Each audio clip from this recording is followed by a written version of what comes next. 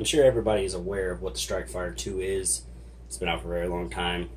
It's a pretty well-known optic. But I'm starting a series on budget optics.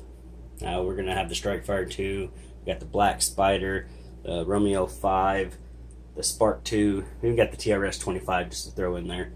Now, if you don't know about the Strike-Fire 2, it's a 4 MOA green and red dot optic. I got this from PSA. They're doing a sale on them right now.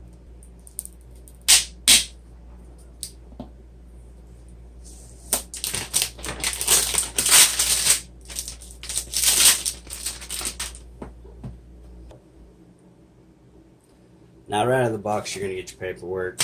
It does come with the CR2 battery, and this model comes with a lower 1/3 witness cantilever mount. So I plan on doing a shooting video of all these different optics, but for the unboxing, I'm really just giving the specs and the features of it, and then talking about how much it weighs and the battery life of it. Because a big thing for me is the turret adjustments. So with Strike-Fire 2, you can tell it's a very large optic, heavier than all the rest in this price range. It's going to come in at 7.2 ounces. A few ounces may not be a whole lot to some of you, but there's a lot of people that really care and want to get a real light optic. But at 7.2 ounces, 300 to 6,000 hours of battery life with these CR2 batteries. And comparing that to like the Romeo 5, only 4.1 ounces, and it's claiming the 40,000 hour battery life. It's got that motion activated, so it really saves a lot of power. I got the Black Spider. I've posted a couple of videos playing around with that, but that's 6.6 ounces. Not too heavy, but I don't have a battery life estimation on that one. Now, if you're wanting to go with Vortex and you want a smaller traditional size red dot, the Spark will be more like what you want to look into, but this is still going to be a good optic, I think. And then, just for fun, the TRS 25, absolutely nothing wrong with that optic. About $80, so very cheap. It claims 3,000 hours of battery life, so that's definitely a big difference. And it takes those real big button style batteries. It's only 3.7 ounces. Very, very tiny. But back to this Strike-Fire. You know, it's waterproof, it's parallax free. So you got the unlimited eye relief. Go ahead and just pop these up so you can see it. Just from playing around, it looks pretty clear. It's still inside the building, so can't promise nothing on that till I get outside. But it's Strike-Fire 2. It's made by Vortex. They've been out for a long time. Strike-Fire 2 has been out for a long time. So if they were completely junk, I think everybody would have heard it by now. So I don't have any worries or doubts that it's going to be, you know, a junk optic. But we'll go ahead and get this battery put in. Like I said earlier, it's a red and green dot. It's 4 MOA dot. So that's another reason why I'm doing these videos, is so you can get an idea, because maybe a 4 MOA dot's too big for you. Maybe you want something smaller. So I've never had good luck with these caps. All these battery compartment styles like this all have real gritty threads on it, but this does have an O-ring to keep it waterproof. First, before you even turn it on, got to check the adjustment knobs. That's a big plus too. I like the ones with the turret style, but so this one does have the screwdriver style, but you don't have to run around and look for a spent case or carry a tool around with you. The really cool part is these caps. These caps actually have the tool on them. So listen for the clicks. So very loud, and definitely has a positive feel to it. They're very strong. I have a couple of them that are really weak, so that's a big plus on there, is those caps, plus that real loud distinctive click. So we got flip up caps. I'm going to turn the flash off, that way we can see the reticle. But it's standard. You push it one time, the up button, and that's going to turn your reticle on.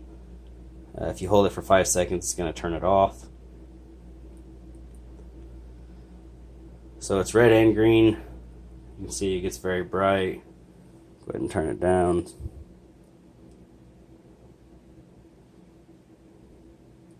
So it gets really small. Now if you want to switch it from red and green, you hold the down button for 4 seconds.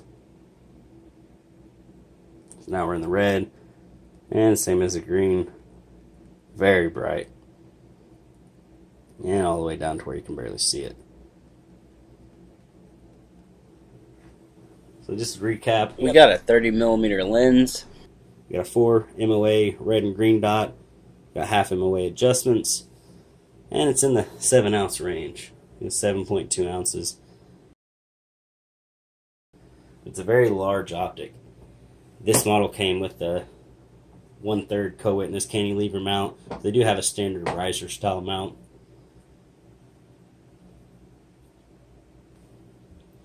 Let's set this up to another red dot for comparison of size.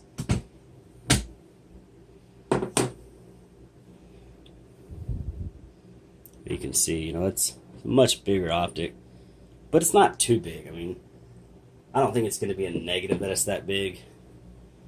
At least for the guns that I'm going to use it on. I have another AR-9 pistol coming.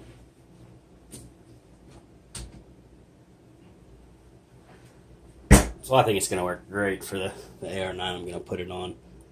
But you guys definitely want to check that out. They're a real nice side charging AR-9. It's not like the typical side charging either. So it's more up on the front like the HK. I think it's going to be really cool. That is, just the looks of it is what really drove me to want one. But that's for another video. I don't really know what else you guys want to see on them. If you do want any more information or have any questions about this optic or any of them, shoot a comment down below and I'll try to answer that for you. As far as price range, they're all pretty well the same, other than that TRS. I think it's $80. Sometimes I see them on sale for like $60. This one was $170 at almost any store. And I think the Black Spider came around the $150 range. All of them really do. The Romeo, it's a little bit higher, but it's still under $200. I think it actually maybe $170, $180 range. But thanks for watching. I'm going to have shooting videos on all of these. This is just the down and dirty specs and features of it, so you can help get a better idea of what you want to look for in a red dot. Price range, they're all about the same. So keep an eye out if you want to see this in action, shooting on the AR-9. Definitely want to check out the AR-9.